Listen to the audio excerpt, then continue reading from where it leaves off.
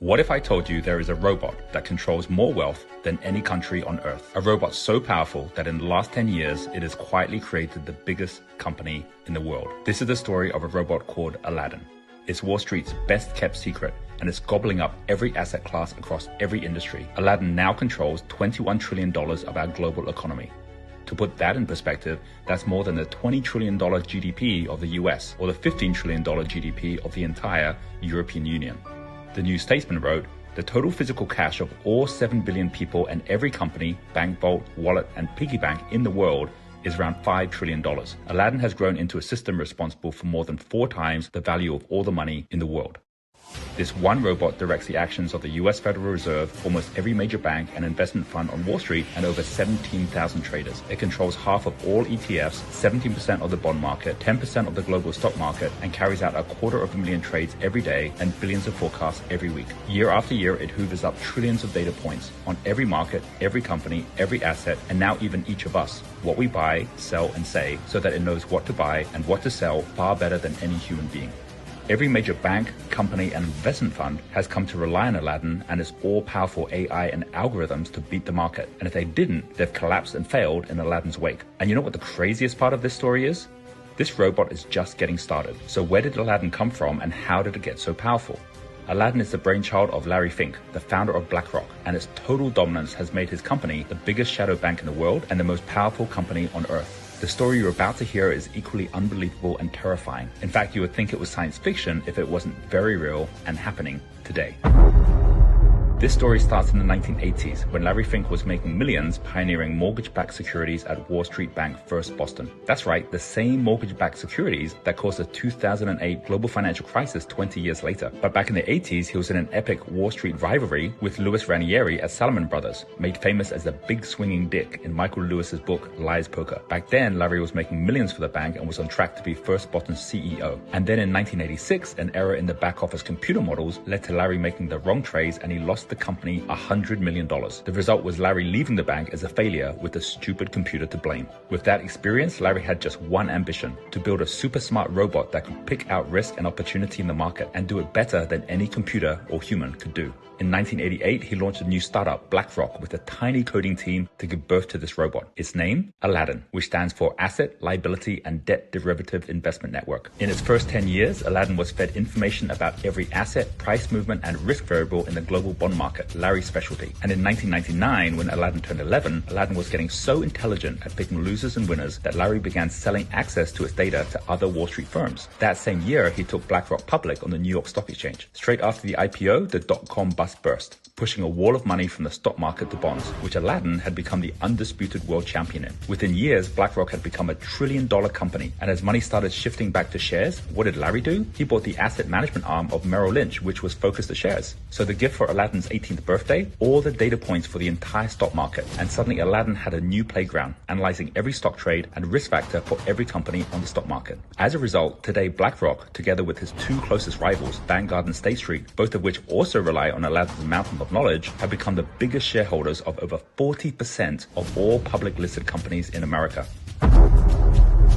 2008, the global financial crisis hits, and before Aladdin turns 21 years old, is called on by every Wall Street bank and Timothy Geithner, the head of the Federal Reserve and the US Treasury. As soon as Lehman Brothers collapsed and the Wall Street meltdown began, the US government came calling to save the next collapsing bank, Bear Stearns. It was Aladdin who decided which assets to keep and which to leave in the $30 billion rescue package. And few people know it was a robot that saved America from disaster. With that first success, the Fed, US government, and now even European and Japanese central banks began relying on Aladdin to make the calls on where the $2.5 trillion of new money they printed should go. The majority of it, bonds and funding to prop up the mortgage companies and banks. But wait, aren't these exactly the assets that Aladdin and BlackRock already were invested in? Exactly. But growing protests of conflict of interest were drowned out by the noise of the printing presses printing more money, as the assets controlled by Aladdin rapidly grew to $11 trillion by 2013. In the last decade, Aladdin has gone from the leader to the dominator of all financial markets. With BlackRock's Barclays acquisition, it got iShares, Barclays Exchange Traded Funds Units, or ETFs. And with that, Aladdin moved from dominator of bonds and equities to dominator of ETFs, just as all the biggest investors shifted from mutual funds to ETFs. And that's when, in 2017, everything changed.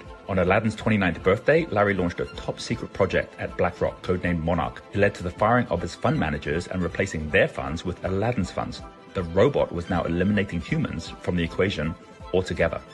And as a result, today over 70% of all trades on US stock markets are decided by robots, with Aladdin leading the way. These trades are completed from beginning to end without a human involved, in high-frequency trading far faster than a human can execute. Now, if this was just a story about a robot taking over the job of Wall Street traders, you might not be so concerned, unless you're one of those traders. But in the last 3 years, as Aladdin hit $20 trillion in assets, incredibly, it has begun to consume and control at an even faster rate. First, in 2020, as Aladdin turned 32 years old, the US government and Federal Reserve again came calling as the pandemic hit. Aladdin was again the one to guide the nation in what was now $4 trillion of newly printed money. Where did the money go this time? Inexplicably, for the first time, the Fed began buying ETFs in 2020. Well, that's a little strange. And again, the cries of conflict of interest were drowned out by the money printing. And then Aladdin revealed its endgame.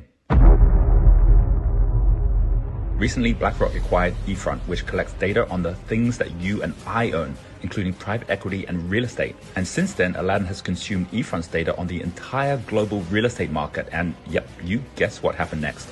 Over the last 2 years, BlackRock and other funds using Aladdin's data have begun buying up single-family homes, where they can afford to outbid the rest of us as they have unlimited financing at hyper-low interest rates. The result is home prices rising by 20% over the last 2 years and pushing now even big players like Zillow out of the market. And here we see Aladdin's endgame, to be the one hyper-intelligent AI robot that not just controls Wall Street assets, but all assets, public and private. Now, I'm not into conspiracy theories, but even a skeptic with eyes wide open can see the signs. We're already at a point where no one can compete without Aladdin. As CEOs and asset managers like Anthony Malloy are now saying, Aladdin is like oxygen. Without it, we wouldn't be able to function. And what about government regulation? Well, Joe Biden has appointed BlackRock executive Brian Deese as head of the National Economic Council, which basically means the oversight of Aladdin and BlackRock is now the responsibility of BlackRock. And Biden has also appointed BlackRock Chief of Staff, Wally Adeyemo, to be Assistant Secretary of the Treasury, which means BlackRock is now the Treasury as well as the Treasury Advisor. And this story is far from over. The genie is out of the bottle. And Aladdin has already reached a tipping point where one robot controls more wealth than any person or country. But as Aladdin's AI capabilities continue to grow, and with its rate of control rising by another $1 trillion to $2 trillion in new assets every year, it looks inevitable that Wall Street's secret weapon could end up owning everything, and we end up owning nothing. So what do you think? Are you indifferent, surprised, angry, afraid, or have a different point of view? And if you found this interesting, if not a little alarming, before you go, do subscribe so I can keep you updated with more news on the exploits and adventures of Aladdin.